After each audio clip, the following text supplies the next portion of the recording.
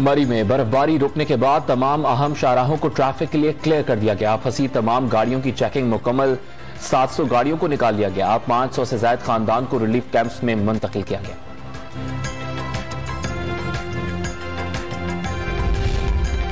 मरी में सयाहों को निकालने का ऑपरेशन आज शाम तक मुकम्मल होने का इम्कान। इस्लामाबाद से मरी जाने वाले तमाम रास्ते बंद। पुलिस ने दाखिली रास्तों पर चौकियां बना ली। सिर्फ खाने पीने की अशिया और अद्वियात ले जाने वाली गाड़ियों को जाने की इजाजत।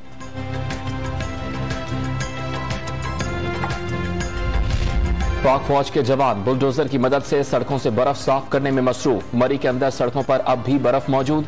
कई गाड़ियां बर्फ से ढकी हुई दिखाई दी। मरी के देही इलाकों में निजाम जिंदगी मफलूज। खाने पीने की अशिया की किल्लत हो गई।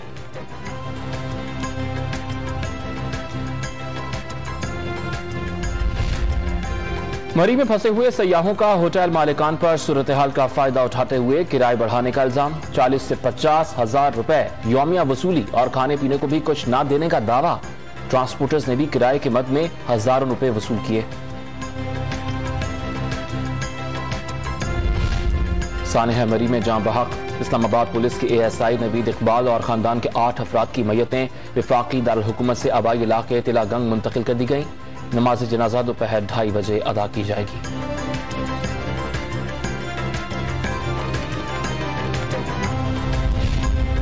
मरी में बर्फबारी के दौरान दम घुटने से मरने वाले लाहौर के 2 करीबी रिश्तेदारों की मैयतें कोट लखपत में उनके घरों पर पहुंचा दी गईं। मैयतें पहुंचने पर पूरा इलाका सोग में डूब गया।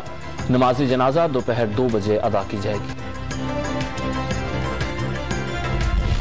वजीर आला पंजाब उस्मान बुज़दार इस्लामाबाद से मरी पहुंच गए। बर्फबारी से मुतासरा इलाकों में इमदादी कामों की सरगर्मियों का मुआयना। वजीर आला को हुक्काम ने ब्रीफिंग भी दी।